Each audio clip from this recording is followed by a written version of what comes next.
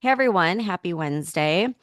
Okay, before we get into everything, I have some updates on Texas and everything we talked about on Monday. So, remember, we went into the whole cloud seeding thing that had happened. Well, now I'm seeing clips of the owner of that cloud seeding company, Rainmaker, was on the Sean Ryan podcast, but this was before the flooding in Texas. I just happened to come across this clip. And so I just want you to hear what he says when Sean Ryan asks him if his company should be liable if any harm to human life occurs as a result of cloud seeding. So here's what he said. Responsible if a mistake occurs that results in harm to human life or property damage? Is it fair to say acts of God would become a thing of the past? Yes. So there are regulations right now throughout most states in America, particularly in the West, that require any weather modification operators have permits or licenses that are approved by the State Department of Natural Resources, the Department of Agriculture, Departments of Water Resources.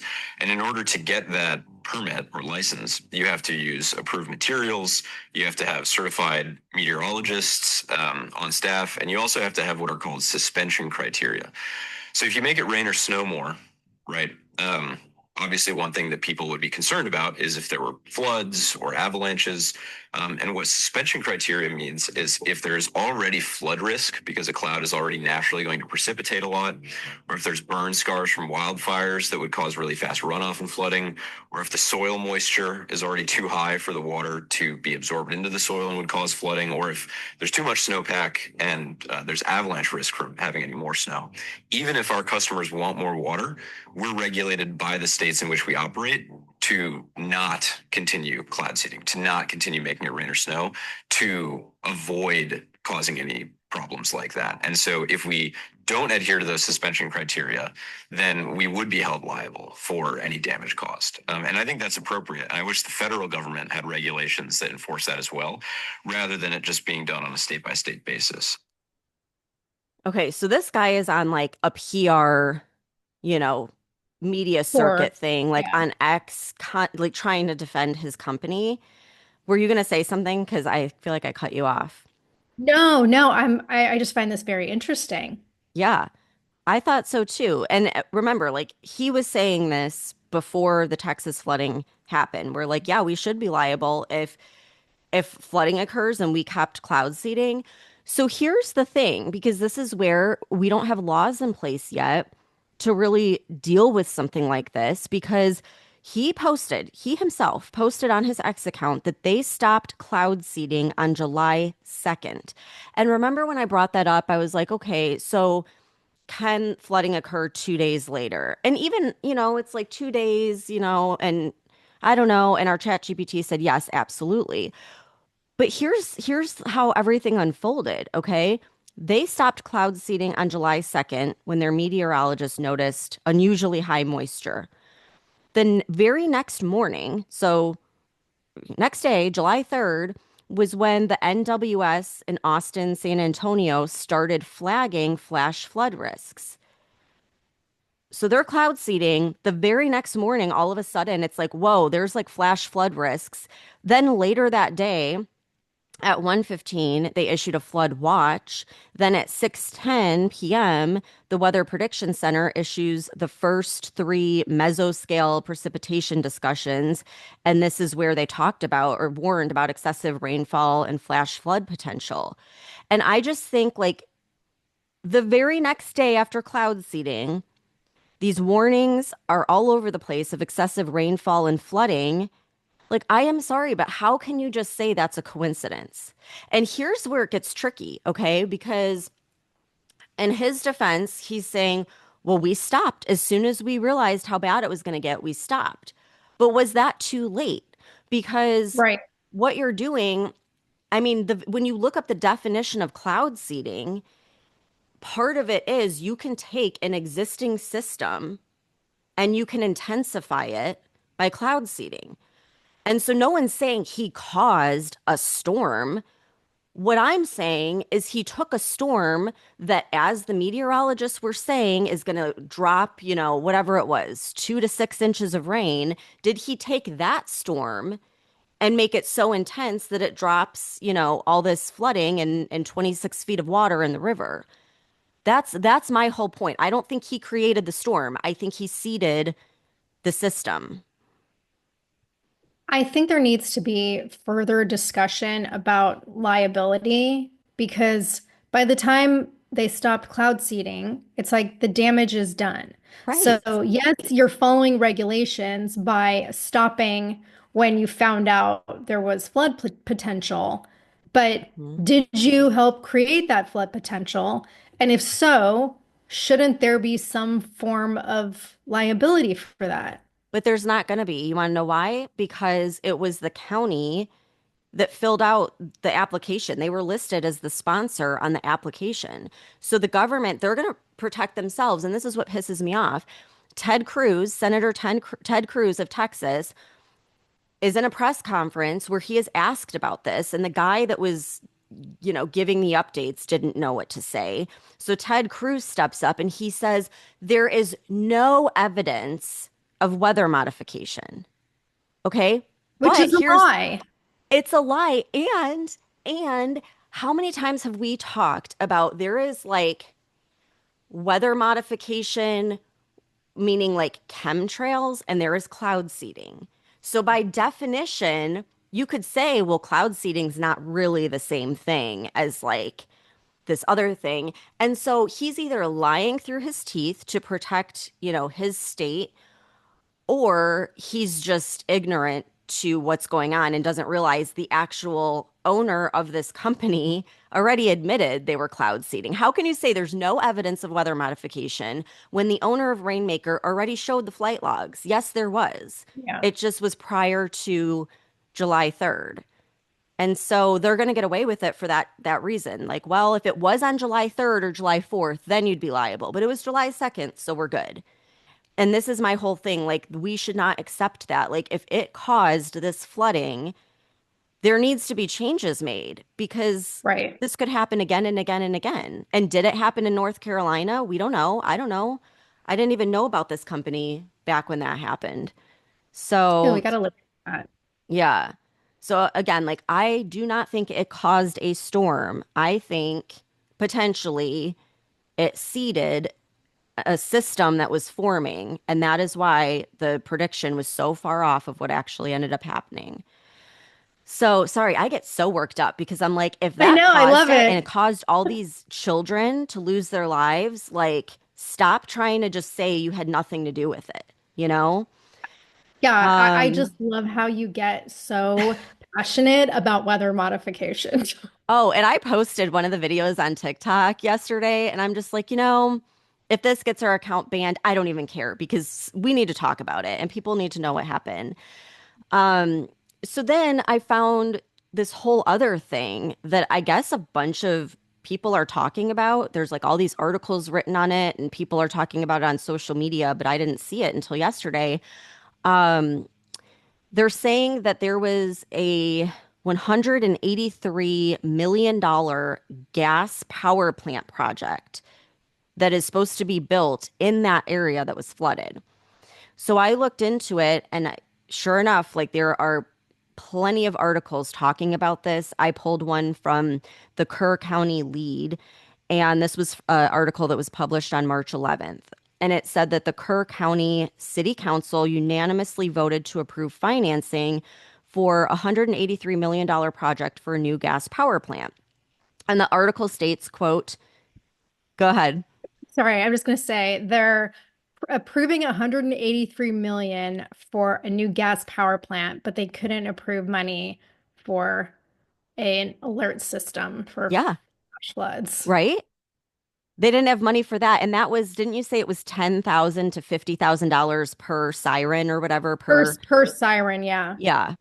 So that's like peanuts compared to this. And so the article says construction will follow a detailed timeline with bond closing and funding in May 2025, full notice to proceed in June 2025, construction mobilization in summer 2025.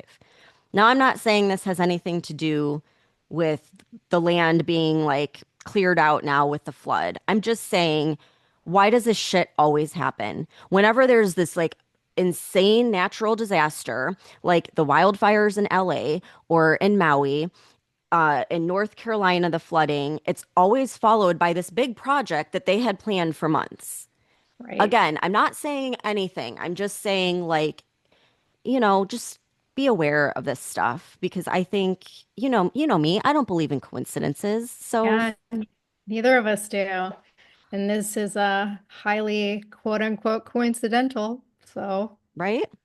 yeah. And meanwhile, like the death toll continues to climb, Stephanie. There's as of right now when we're recording, which we're recording early, so it's Tuesday morning, there's 104 confirmed deaths, and over 70 people are still unaccounted for, including 10 of the girls from Camp Mystic. So like this tragedy is not close to being over yet. Ugh, yeah, I can't even imagine.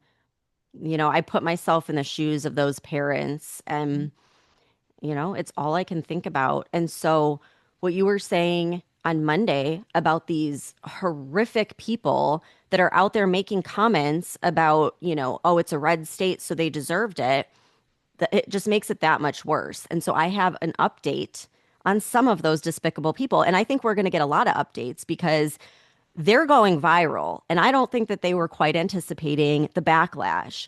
So, there was, get this, a pediatrician, a doctor for children, Dr. Christina B. Probst. She was fired from Bluefish Pediatrics because of her post, which she has since deleted. But it said, quote, may all visitors, children, non-MAGA voters, and pets be safe and dry. Kerr County MAGA voted to gut FEMA. They deny climate change. May they get what they voted for. Bless their hearts. I mean, this is from a Heck. freaking pediatrician. She deserves everything that's coming with losing her job. And I'm glad that this pediatric company, they like quickly fired her. They're not going to put up with that crap. So good on them for that. Then the other one that's gone viral is a woman named Sadie Perkins. And she did a long video, so I'm not going to read like the whole thing, but the gist of it was I'll just read like the first part. I know I'm probably going to get canceled for this. Okay, why? If you think you're going to get canceled for something, maybe you shouldn't post the video, you know? But she did. She posts it. And then she says, but Camp Mystic is a whites only girls Christian camp.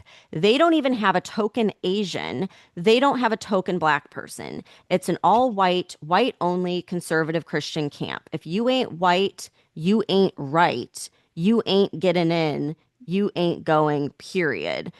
If this were a group of Hispanic girls out there, they would not be getting this type of coverage that they're getting. No one would give a F. And all these white people, the parents of these little girls, would be saying things like they need to be deported. They shouldn't have been here in the first place. And it goes on and on like that. Okay. Well, Miss Sadie Perkins was a member of the Houston Food and Security Board, and the Houston mayor just fired her for that video. So it's like all these hateful people, now they're going to have to face the consequences because people are calling them out. And it doesn't matter if they deleted the video because it's been saved, it's been shared. People are making sure that there's accountability for these disgusting remarks. And they're getting fired. They're having to delete their accounts altogether. And now they're going to have to live in disgrace because the entire world is seeing, this disgusting video that they just had to post, giving no empathy for all the lives lost. No, and of course she had to try to turn it into a race issue. Like, Yeah. seriously, what the fuck is wrong with these people? Like, how miserable are you? How angry of like a crazy liberal are you that you're gonna post like pure hatred like this and try to turn it into a race problem? And it's just fucking evil. So, yeah, I agree with you. We're gonna see more of it unless, people are wising up after seeing these people get fired. There's still like so much going on with these floods, but this is really depressing. And Stephanie, I think we should switch gears and talk about something a little more lighthearted. So Yes. let's dive into the latest developments with Elon's America Party and what I swear seems to be the continually growing feud between Elon and Trump. I have so many mixed emotions about this. I keep going back and forth, so we'll just kind of lay it out, okay? So on the 4th of July, Elon Musk posts a poll on X asking if the America Party should be formed. 60 million people voted, which shocked me, and 65% said yes. And then he posted, quote, one way to execute on this would be to laser focus on just 2 or 3 Senate seats and 8 to 10 House districts. Given the razor thin legislative margins, that would be enough to serve as the deciding vote on contentious laws, ensuring that they serve the true will of the people, end quote. Now, I actually think this is a great point. Okay. Like, he wouldn't even need to get the presidency. We have, you're going to have the midterms coming up. And just like that woman that we had interviewed that was working with independents, that's what she was saying. She's like, we're more focused on House and Senate seats than the presidential election because that's where they're going to get the most accomplished. And I mean, we're obviously not happy with the Uniparty that currently exists and runs this shit show that we call Congress. So I am open to this idea. But the problem is we have seen this play out already when people veer away from the Uniparty. During the Biden administration, remember when Joe Manchin and Kirsten Sinema didn't vote with the Democrats like a couple of times? It was just like 2 instances. Yeah. They were ripped apart by their own party and by the media. Cinema was even followed into the bathroom and she was harassed. I I mean, they remember were like, that. yeah, it was Yeah. horrible. It got so bad, Cinema ended up leaving the Democrat Party, and then Manchin said he was going to go independent, but I think he ended up retiring like before then. So whatever, like he retired, she left the party. And so my point is like, it sounds great in theory that, oh, we'll just get a few senators or House reps and that will change everything. But I think in practice, most people are going to cave to the pressure. They're going to get threatened. They're going to have media scrutiny. They're going to have all these lobbyists and they're going to cave. That is why we have this problem in the first place. There aren't a lot of people who haven't caved to all these pressures.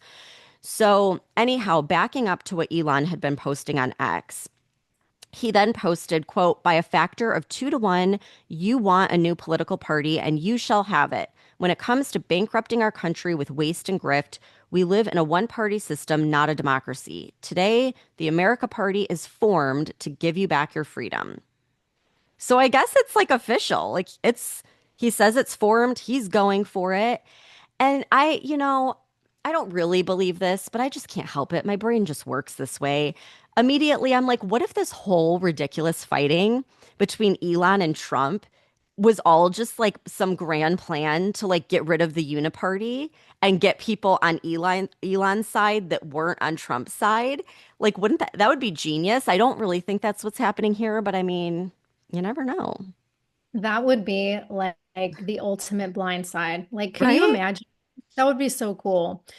And similar to what you said, like I actually like a lot of what Elon stands for.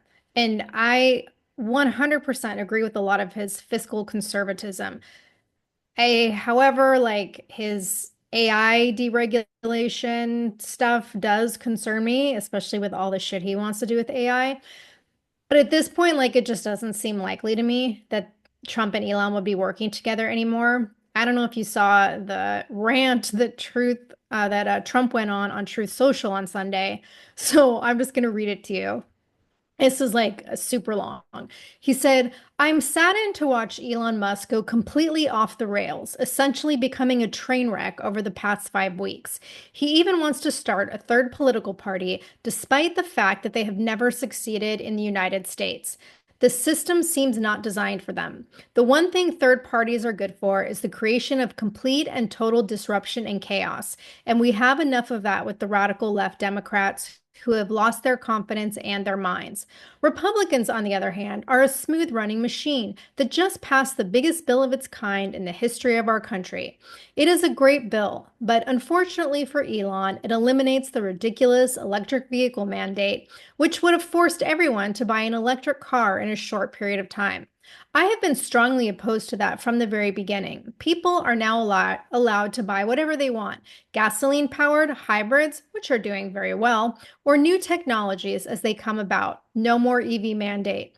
I have campaigned on this for 2 years, and quite honestly, when Elon gave me his total and unquestionable endorsement, I asked him whether or not he knew that I was going to terminate the EV mandate. It was in every speech I made and in every conversation I had. He said he had no problems with that. I was very surprised. Additionally, Elon asked that one of his close friends run NASA. And while I thought his friend was very good, I was surprised to learn that he was a blue-blooded Democrat who had never contributed to a Republican before. Elon probably was also. I also thought it was inappropriate that a very close friend of Elon, who is in the space business, run NASA when NASA is such a big part of Elon's corporate life. My number one charge is to protect the American public, end quote. Like, wow, okay, total rant, right? But it's Elon's response that like this had to piss off Trump because he posts this long thing and then Elon gives this very short and dismissive response on X and he says, quote, "What's Truth Social? Never heard of it." End quote. Oh, that is really good. I Did Trump know. respond to that? No, not that I've Oh, seen. Yeah. he's like really having to like restrain himself. Because I was Yeah. just thinking that was quite a rant, but for Trump, like it's pretty tame. You know what I mean? Like, because we've seen him go off the rails before. But oh my God, Tara, do you want to know what like light bulb I just had as you were reading that? Yes. Okay. So Trump keeps saying Elon's mad about the EV update. And remember when we were first talking about this? And I'm like, this doesn't make sense because Elon knew about the EV update for months and it never was a big deal. And even when Biden was president, Elon was telling the media, like, I don't want him promoting electric vehicles. Like, we were actually doing better before they tried like doing all these mandates and stuff, right? It all clicks now because, and I think I talked about this on the podcast, I'm pretty sure there was an interview not that long ago, like probably while this was all unfolding or right before, of Elon Musk giving an interview where he said by 2030, it's going to be self-driving vehicles everywhere.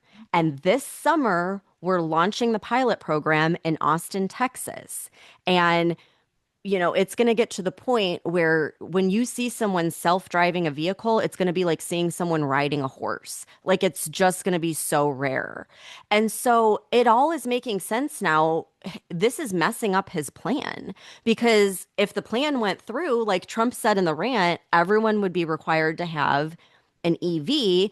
But so Elon's plan was going to be okay, but it's going to be self-driving. So we're just going to replace cars with self-driving vehicles. That was his plan. And now that plan isn't going to happen because of this bill. It all makes sense now why he would be that upset because that would have changed everything. I mean, that would have completely changed driving altogether. Yeah, but I still like I get Trump's point of like you knew we weren't going to do this EV mandate from like the very beginning when you started supporting me. So what would have led him to believe that led Elon to believe that that would have changed? I'm wondering if Elon went into like this whole Doge thing and became buddies with Trump, not because he wanted to do what's best for America. And maybe he did, like, who knows? But I think part of his motive for turning his life upside down and backing Trump was I think he thought, okay, if I get in good with him and I'm, talking with him on a daily basis, I can get him on board with this idea. And Trump, Maybe. I think when he realized Trump is not going to budge and not going to give him what he wants, that's when he flew off the handle. Because I think he thought if I come in and I do all this stuff for Trump, cutting all this waste, helping him out, blah, blah, blah, surely he will support me with this EV thing. And I think Trump just stood firmly against it. And that would explain why he would be so mad if he was under the impression that, like, I can sway him. I just got to get close enough to him. Yeah, maybe. Yeah. Mhm. I don't know. Anything's possible, except probably the two of them continuing to work together. But who Yeah. knows? We'll see. But I want to comment on like this party because I think that whether they were working together or not, or whether Elon pursues this on his own, I think it's going to be an uphill battle, especially in blue states. And that's because every state controls its own ballot requirements, and they're all different. Like they have different numbers of signatures that are needed to get new parties on the ballot, different legal challenges, different timing deadlines. And we saw what happened with RFKJ, and remember all the difficulties he had trying to get on the ballots in New York and Georgia and North Carolina. And I think most states actually discourage third party growth because they want to keep new parties off the ballot. But it's not impossible because Ross Perot did it back in the 1990s. Like, first he ran as an independent, but then he created the Reform Party, and he actually got that party qualified in all 50 states. But he also had like a massive grassroots volunteer network and like a whole national legal network that was helping him out. So it's not impossible. Well, yeah, but also you got to think, and I don't know, because I was a kid, maybe things were different, but I don't think so. Like back then, when Ross Perot did that, politics, they weren't like totally insane like they are Right. now, Yeah. where like the country was totally divided and everybody's paying attention. And so I think now it's just there's so much scrutiny. And like you brought up RFK, they were suing him Yeah. nonstop. And he's like, how am I even gonna run when I have to be in court like all the time because every single state wants to sue me? And I remember back when Trump was running the first time, and he didn't like go into it thinking I'm going to run with the Republican Party. I think he went into it kind of as an independent because I remember him at one point in time saying, I have to run in the Republican Party. Like, that's the only way this is going to work. It's just, they're not going to let me do it any other way. And so, if he can't get it done and he had billions of dollars and, I think more popularity than Elon Musk, I don't know that Elon's going to be able to do it. But I'm not saying it's impossible though, because, Elon owns X, so he's got his own platform. He's one of the richest guys in the world. I mean, if anyone can do it, it's going to be someone like that. But I think at the end of the day, I think there's a lot of people that say they're going to support it in an X poll. But once again, in practice, most people aren't going to show up or think that their vote's going to count. So, like, that's the way I look at it. I might like an independent candidate, but at the end of the day, I never vote for them because I feel like it's a wasted vote. Yeah, because it traditionally it has been. Right. And I think a lot of people think that way. So, I don't know that it's going to work, but again, if anyone can do it, it's going to have to be someone like Elon that has unlimited funds and can hire all these attorneys to deal with all the Mhm. lawsuits. So it's Yeah. possible. Yeah, I think it's going to be interesting though to kind of like watch how this unfolds and see if this move actually gains momentum because Mhm. you've already got a lot of high profile people commenting on it.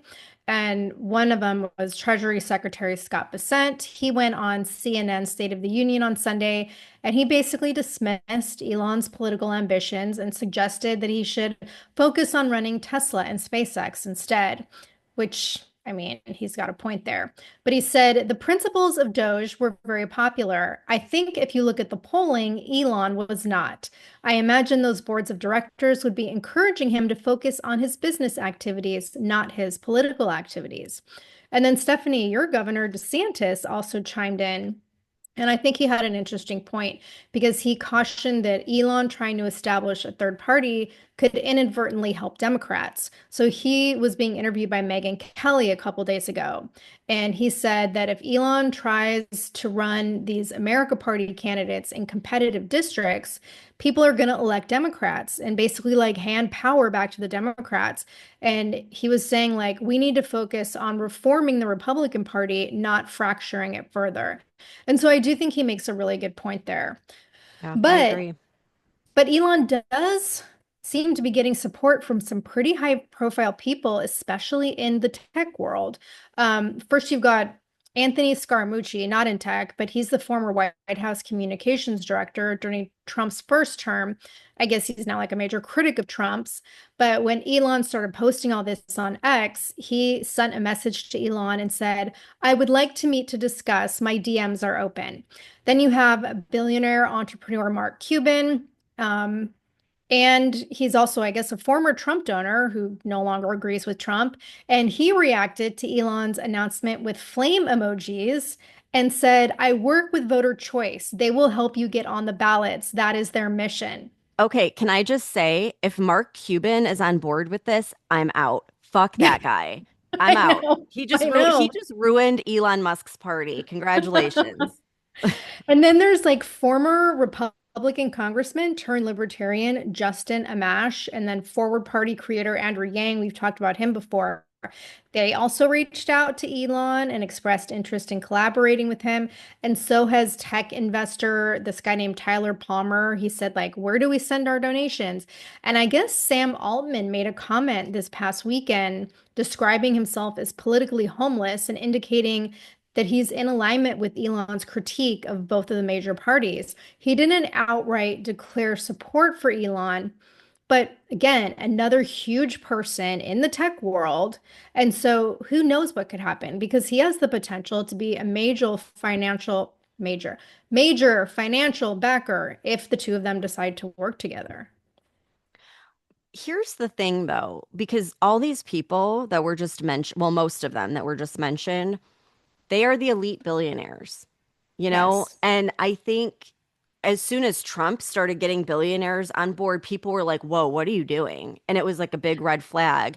And so I think people already aren't sure if they trust Elon Musk. But then if he's Mhm. bringing in like Sam Altman and Mark Cuban and like those types of people, I don't know that that's going to appeal to middle class America.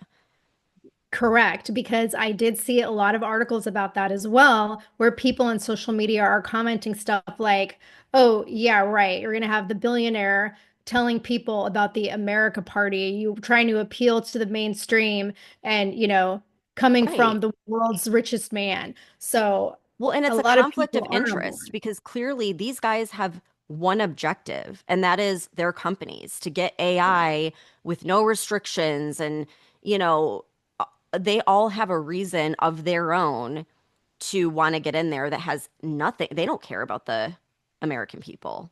They haven't Right. displayed anything that makes me think that they do. So I think, see, this is where I think he's going to hurt himself in so many Hmm. ways before that. But then, okay, back to where there was that part of me that was thinking, is this all part of the plan? And like Trump and Elon are like laughing together, about how it's all playing out because or maybe Trump's not aware of the plan. I don't know, but just think like if you are Elon Musk and you decide that you're going to like start your own party or whatever, the way that I look at it is you've already pissed off all of the left because you were friends with Trump. How do you gain their trust again? It's impossible unless you start talking shit about Trump because there is nothing that people with Trump derangement syndrome love more than when people Yeah. shit talk Trump. So, like, what if that's what this whole fight is about? It's like he's just trying to get back all these people that ditched him when he decided to become buddies with Trump. And in that regard, I think it is a smart move that he's started this public feud. Like, I think it's a PR strategy to try and gain those people again. Because if he left Trump, like the MAGA supporters, they are never going to leave Trump and follow Elon. But everyone Right. else that's not a MAGA supporter might just because they don't like Trump. So I think that could be, he's a smart guy. And I think that could be what's happening here. I think it's possible, like, who knows? And like, if you take a look at just how this last election had such a huge impact on the way people vote because I really think that Trump's campaign did so much to shift voter perspective, with people wanting to get rid of the Uniparty and the traditional Republican Democrat options. And yes, Trump ran under the Republican ticket, but he's not a traditional Republican. And remember, we talked at length about how exciting his campaign was because we felt like it was this brand new unity party. So I think a lot of people felt that way. And I think there's really been a shift with what people are open to. So I think the creation of this a new party is actually a very appealing idea. Not so much with the feud going on between Trump and Elon, but just the idea in general of a new party. And there was actually a Gallup poll done in September of last year, like, when it was ramping up with the election. And 58% of US adults that were polled said they believe that with a third party is needed. And the voting percentages of this viewpoint were pretty consistent across party lines. It was 69% of Democrats, I'm sorry, independents, 53% of Democrats, and 48% of Republicans all said that a new party is needed. And then more recently, there was a poll done by Quantus Insights, and this was just last week from June 30th to July 2nd, where 14% of voters were very likely to support Elon's new party, 26% were somewhat likely, 38% were unlikely, and 22% were unsure. But what's interesting was the breakdown showed that among male Republicans, 23% were very likely and 34% were somewhat likely, and nearly 47% of independent males also leaned likely. So even though, like, I don't trust the polls, like we talk about that all the time, but this poll basically indicated that nearly 40% of Americans are open to some kind of third party. Well, and I think those numbers are just going to keep growing Mhm. given that he can't run again, right? So Right, when he's gone, I don't care who the Republicans bring in, no one is going to have that same Trump effect, you right. know? And so that's where you'll get a lot of Republicans that are going to be like, okay, we can't bring in another like Mitt Romney character, Oh, you know? God, no. Yeah. And I mean, I up until Trump ran, I didn't like either choice in the elections that I voted in. I mean, there were times where I was like, should I even vote? Because it came down to which is the worst of the two evils, you Yeah. know? And so, yeah, I think having another option is needed. It'll just be interesting to see how it all unfolds because it's going to be a shit show between the courts and the media and then Trump and him like tweeting back and forth or whatever. It's just there's not going to be a dull moment when it comes to No, this. no, I totally agree with you. And here's something else that I think might actually push the needle forward with the America Party. And that's what happened over the weekend with Axios reporting that the DOJ and the FBI released that memo saying that nobody else is going to be charged in the Epstein case, that there's no evidence that could predicate an investigation against uncharged parties. There's no incriminating client list, and there's no credible evidence that Epstein blackmailed prominent people. I do not believe this for one fucking minute. But that's the story that we're getting. And apparently they've made it clear that this is like case closed. So this actually has a lot of MAGA supporters like up in arms because this is one of the things that we were so excited about, like getting to the truth, with this administration. And the memo actually, like, it details finding evidence where they identified over 1,000 victims, many of whom were underage. And it said that they each suffered unique trauma. And the memo also states that they found, quote, over 10,000 downloaded videos and images of illegal child sex abuse material, end quote. Yet there's no credible evidence that Epstein blackmailed the elites, and there's no client list and no evidence that anyone else can be charged with. Like, no, I don't buy that. And like, neither does Elon, because he started ranting about this on Sunday. And he posted a meme with like a zeroed out Jeffrey Epstein pedophile arrest counter. And he captioned it with, quote, "What's the time? Oh, look, it's no one has been arrested o'clock again." And his response to the DOJ saying that nobody else was going to be arrested, he said, quote, "So, then I can never pronounce her name right. Ghislaine. Ghislaine. Ghislaine. I always want to say Ghislaine. Yeah. Ghislaine. What is Ghislaine Maxwell in prison for? Stuff like this does not improve people's faith in government, end quote. And I agree with that.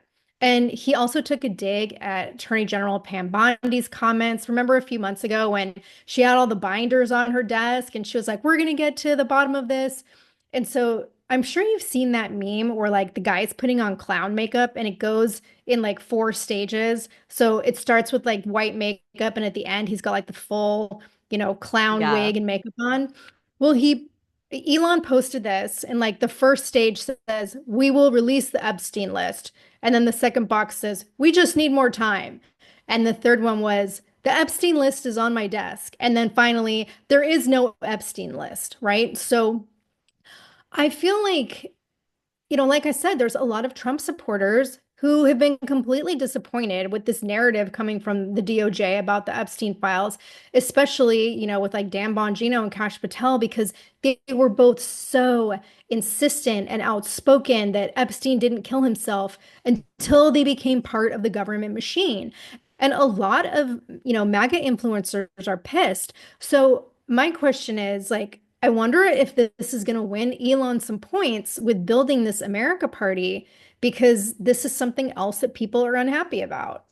Well, yeah, I'm unhappy about it. I was so deflated I when I know. saw this. And I'm just going to say it. I am not impressed with Pam Bondi. I almost said Palm Bandy.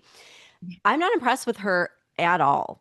And I know she wasn't Trump's first pick, so I can't help but think if Matt Gaetz would have gotten confirmed, would we be saying something else? Because just looking at her, I feel like I could go and rattle that woman if I wanted to. So you're like the CIA, the FBI, they could get to her pretty easily. And I was talking about this with my husband today because he watched the Joe Rogan episode where Kash Patel went on there to say like, Yeah. nope, there's nothing to see here. And he was like showing me like the screenshot. He's like, look at this guy's face. If you were holding a gun to someone's face, like that's what it would look like. And Yeah. same with Dan Bongino in that interview, I think it was on Fox News, like he looked like a deer in headlights. And we know Dan Bongino from like watching his podcast for years. Like you get a feel Yeah. for the someone's mannerisms. And I was telling my husband, I'm like, do you think that was their way of giving us like a wink wink? Like we can't say anything, nothing to see here. Like they're trying to tell us something without telling us something. And so I'm fully 100% convinced at this point that both Ghislaine, I think Ghislaine was like the main one. I don't think she was the madame. I think she freaking ran the thing. And Epstein was just like the face of it. I think they were both operatives and not just for the CIA. I think for multiple governments. And you look at where we're at in the world right now, where we just avoided World War III, and there's now peace deals being made everywhere. I think they have to keep this under wraps because if they start listing things, I don't think it's just going to affect like Bill Gates and the Clintons and people in America. I think they have countries all over the world that are probably threatening them, saying, you better not release anything on this. And not only that, but if it was a CIA operation or a Mossad or whatever, you can't, like, they probably can't. It's probably all classified information. And Yeah. it has to be that. It has to be because there's no other way. The only other way would be if whoever the deep state is like threatening, like Dan Bongino and Kash Patel, like, I'm going to kill your whole family or something like crazy like that if you release anything. It's got to be one or It's the other. probably it's probably a combination of both.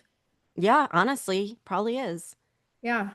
I mean, if you So, have other governments involved that are saying, like, you better not, I- mhm. you probably don't want to, considering what just happened, where like war almost broke out and it's still not, I mean, we're still on rocky territory here. Like, we don't want Yeah. to add any fuel to the fire. So I'm not saying it's an excuse or anything like that. It's super disappointing. And I really am not happy with Pam Bondi or Bongino or Kash Patel. But I agree with you. I think this is absolutely going to help Elon and he's going to run with it. Like he's going to Yeah. take this information and go and build a new party. Oh, 100%. I mean, and he's got so many people on board just with all the posts he's made about the Epstein files. Yeah. So I really Yeah. think this is going to help him. A- It absolutely will. Okay. We're going to switch gears for a minute. And I'm just going to warn everybody. I'm going to start talking about what I think is the next pandemic. So if you don't want to hear it, I understand that. You can exit this episode now, and I won't blame you one bit. But I couldn't help myself, Tara. Like, I got one tip from a scientist on TikTok, and I took that and I went down the rabbit hole. And I wish I didn't. I wish I was so ignorant right now to all this information, but I'm not. And so now I'm going to share it with everyone else so you guys can start thinking about this as well. Okay. So, you know how Bill Gates has been predicting that we're going to have another pandemic in 2025 and that it's going to be deadlier than COVID and that it's going to affect children as well. And we're like, how could he know this unless, someone's planning it? And then, you know how the World Health Organization created the World Pandemic Treaty? And they've gone through all these great lengths to make sure that it is finalized in 2025 as soon as possible. Well, I think that's because they're planning something. And the rumor that started this whole thing for me was there's a couple of students that work with viruses and stuff. And they have been watching different viruses that they think could be the next pandemic. And so this girl is like fully convinced that the Nipah virus is it and that it's happening. Like as we speak, it's unfolding. She thinks, okay, this is all just an opinion. So the reason why she thinks this is right now there are two people, only two in India that have been infected. It's an 18-year-old girl that passed away already, unfortunately, and a 38-year-old woman who's in critical condition the last time I checked. Now, as I started going through this, I'm getting all this deja vu because I remember vividly at my dad's watching the news when COVID, they're talking about COVID in China and how, oh, there's two students that are in the hospital and they're sick and they think it's from this virus. And I remember thinking like, well, that's no big deal because it's all the way in China and they've got everything locked up. Everyone's got the hazmat suits. It's just two students. It's no big deal. Little did I realize, like at that time, I'm pretty sure it was already in the United States because I got super, super sick, and I'm pretty sure that's what it was. Mhm. So I'm going to get into like why I think this could be the next pandemic because people are probably like, okay, two people are infected. Nice try. Like this sounds stupid. But there's a lot of reason to be concerned here. Okay. First of all, two people are infected. They already started lockdowns in India and they quarantined like 400 people.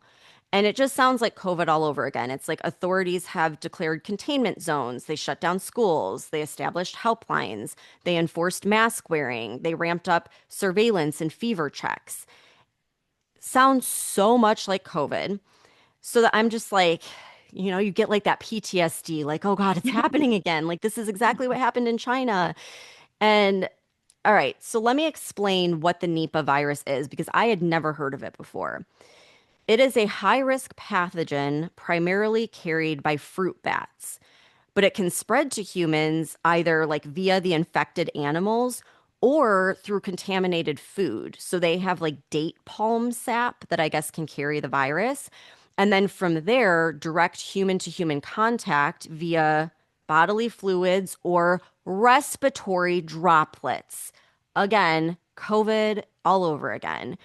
So the infections cause severe encephalitis, which is brain inflammation, respiratory distress, high fever, seizures, long-term neurological effects, and sometimes coma. And what makes it different from COVID is the case fatality rate ranges anywhere from 40% to 75%. And I guess in some outbreaks, even 100%, kind of like what Bill Gates has been saying all along. So I'm getting a little nervous about this, Tara. Yeah, I want to get into the history with this virus because until you brought this up to me the other day, I had never heard of it before.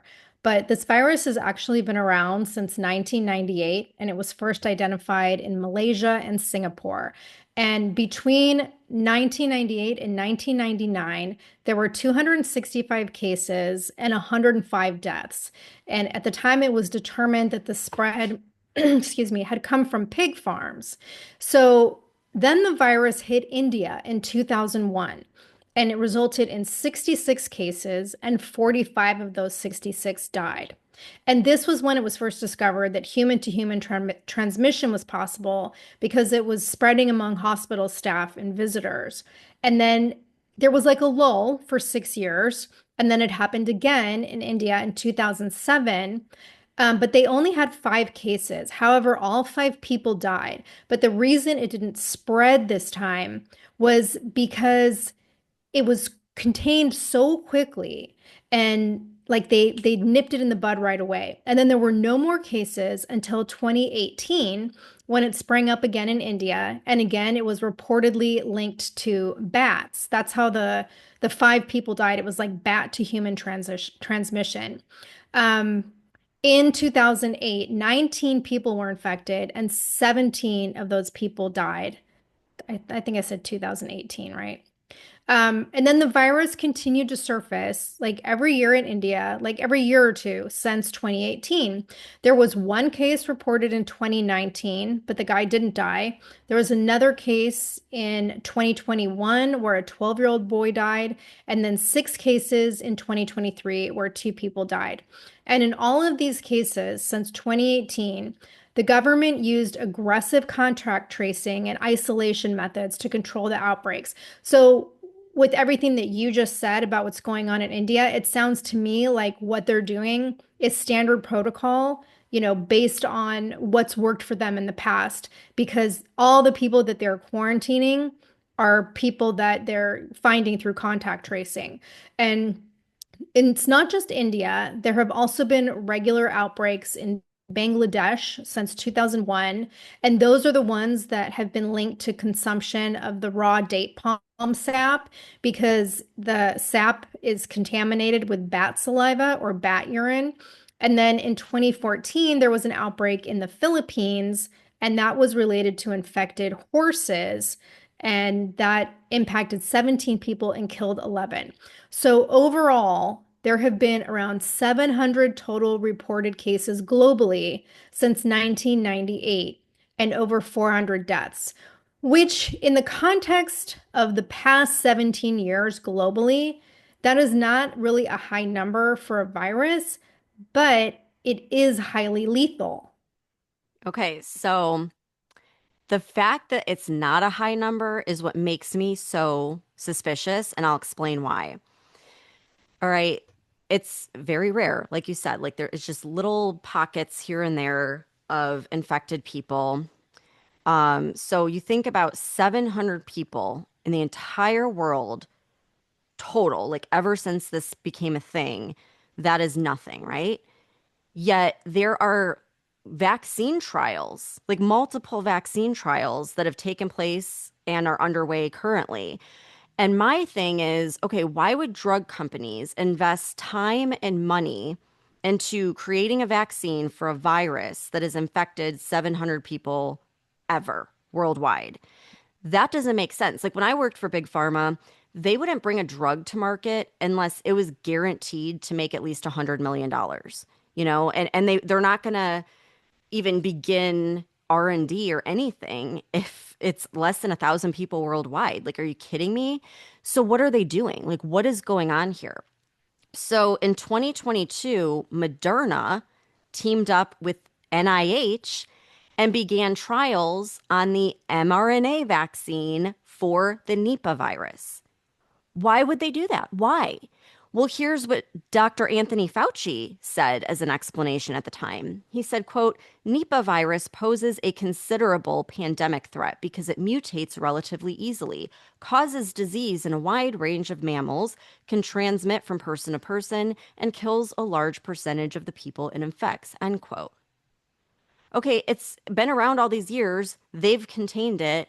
Why? I still don't understand. That's not an explanation for why this could be a considerable pandemic. But the fact that Right. Fauci said that is highly, highly concerning. It's like they're planning it. It's a pandemic. So there's that. Then Oxford University launched the first human Nipah vaccine trial last year. And the World Health Organization lists Nipah among top priority pathogens due to high lethality, lack of treatments. So there's literally no treatment. It's pretty much we're just going to keep you comfortable as possible, and you're screwed. No vaccine, nothing. And then zoonotic spillover risk. And there have been multiple warnings that Nipah could trigger a pandemic. This is from the World Health Organization. So I said earlier, the WHO pandemic treaty, right? Biden signed us into that. Then Trump came along and got us out of it, but not yet because the US is bound for 12 months after you withdraw. And he withdrew us on January 22nd, 2025, which means we are part of this pandemic treaty until January 22nd of 2026. So if there is going to be a plandemic, I would think they'd want to start it in 2025 while they still have the US as a part of it. Because remember, that pandemic treaty pretty much gave them authority over like governments Oh, and yeah. stuff. Yep. And I mean, I really hope I'm wrong about this. And I'm hoping we're just going to be laughing about this a few months from now and saying, like, oh, glad that never panned out. I really hope that's the case. But I Well, don't know. I'm going to increase your concerns, okay?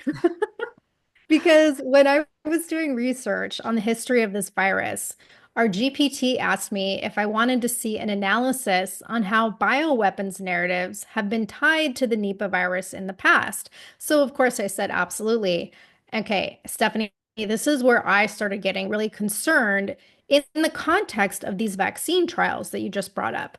Because after the initial outbreak in Malaysia in 1998, Nipah was classified by the CDC under Category C bioterrorism because it has such a high mortality rate that there's no vaccines, no treatments, and there's a high potential for aerosol transmission in lab conditions.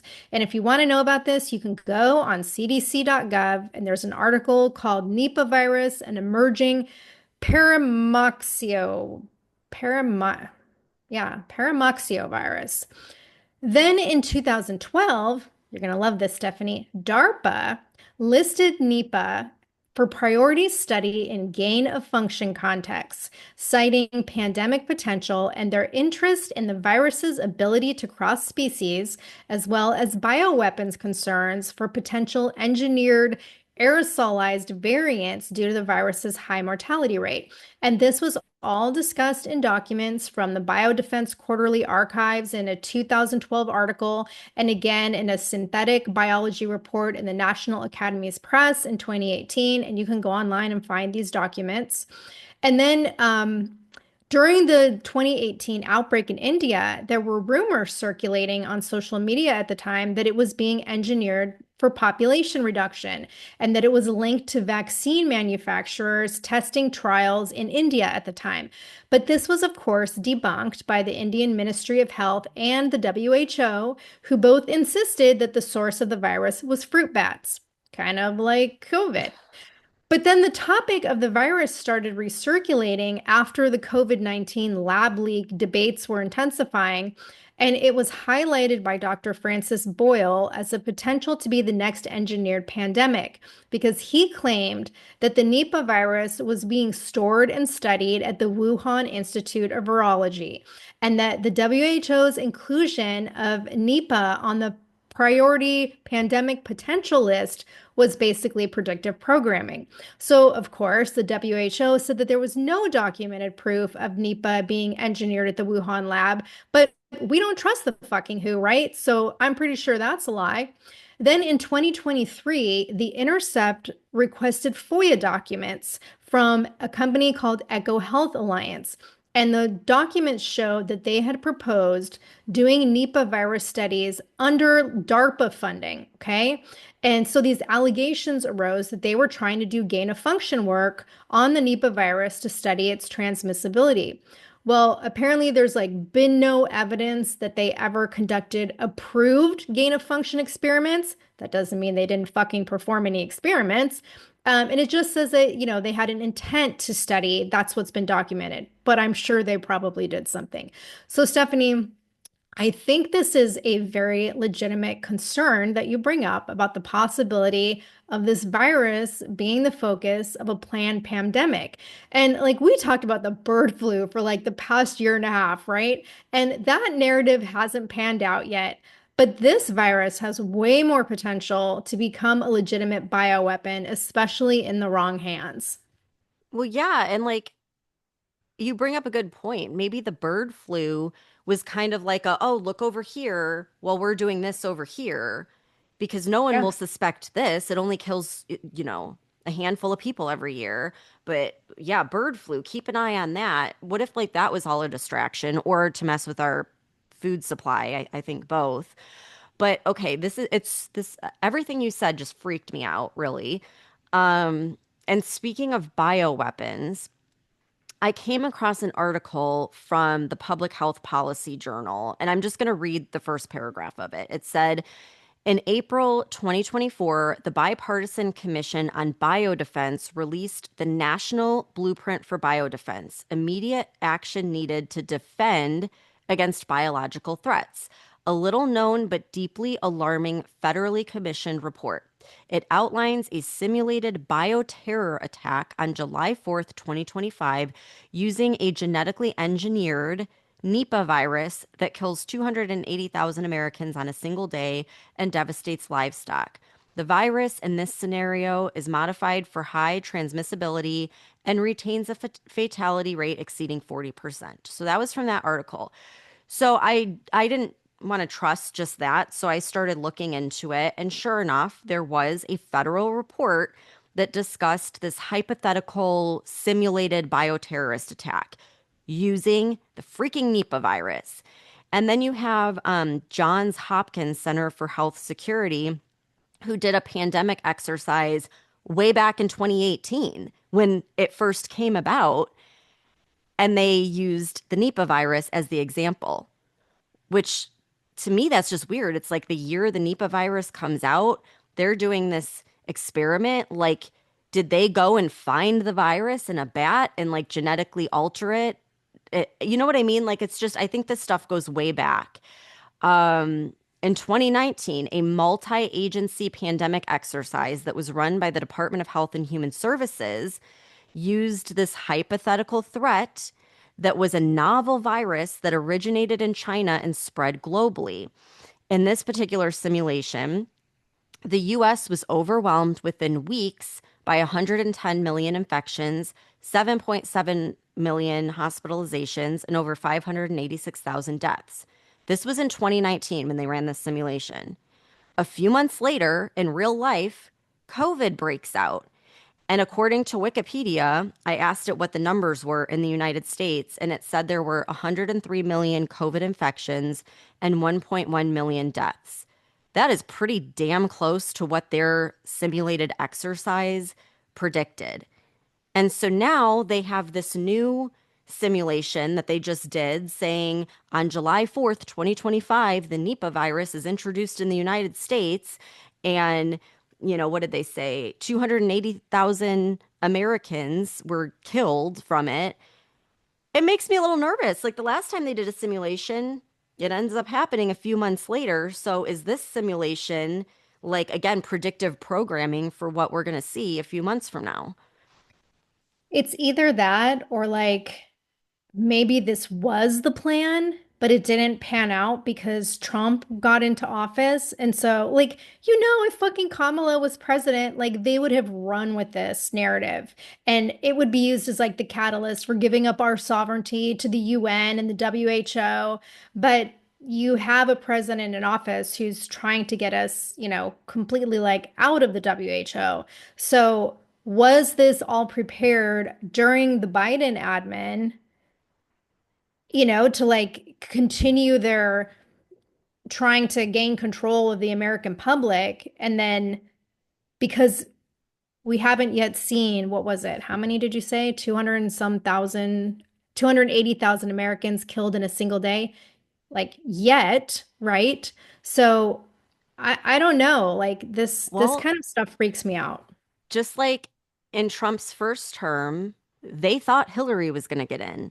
Right. And then Trump got in and then COVID hit. Here Mhm. they thought they'd get Kamala in. Trump got in. Is is it going to hit because he got in? Like because if you don't want his narrative playing out his agenda and you don't want him getting rid of the deep state and all this other stuff, what's the best way to stop him? Launch a pandemic because look at what that did last time. Yeah. Everything got sidelined. It was all anyone could talk about or care about. The whole country shut down. So I wouldn't put it past them. I mean, we always say like this is a fight between good and evil, and the evil's not going to just like lay down and go away. They're Yeah. going to do something drastic. And so I hope I'm wrong, but there's just so many similarities, Hmm. and this is in the Wuhan lab. Doge revealed we're still giving money to them for gain of Which is function research. insane, which is Yes. fucking insane. Yeah. Yeah. And let me just like clarify, it's not that I think someone's going to get bit by a bat in India and there's going to be a global pandemic. I think the same thing that happened in COVID. In this lab, they have the Nipah virus and they are doing gain of function research, allegedly. That will get out and that will end up becoming transmitted globally. That's what Well, I yes, think. especially because they were specifically doing or wanting to do studies on how it's aerosolized. Yeah. So Hmm. you don't need a bat for that. You Right. just need to be able to release it into the air. Hmm. The fact that Fauci is linked to this and the World Health Organization and NIH and Moderna. Are you The kidding fact me? that Fauci's not in fucking prison is still just blows my fucking mind. That's the other thing, okay? They didn't do anything with the Epstein list. If they don't do anything about Fauci, like, what the hell? Yeah, I know. Okay, well, that's a lot. That's a lot to put on everyone for Wednesday. Right. So have fun with that during the week. Sorry to kind of throw that all at you, but I just can't help it. It's like we gotta talk about this stuff. Yeah. And we got to start thinking like, how are you going to react when this happens? Because at least this time, maybe you can think about like how everything went down last time and adjust accordingly. That's what's going through my mind right now. Yeah. So we'll leave it at that. And on Friday, we will have more of a fun AI episode to kind of soothe things over going into the weekend. So thanks for tuning in, and we'll see you back here on Friday.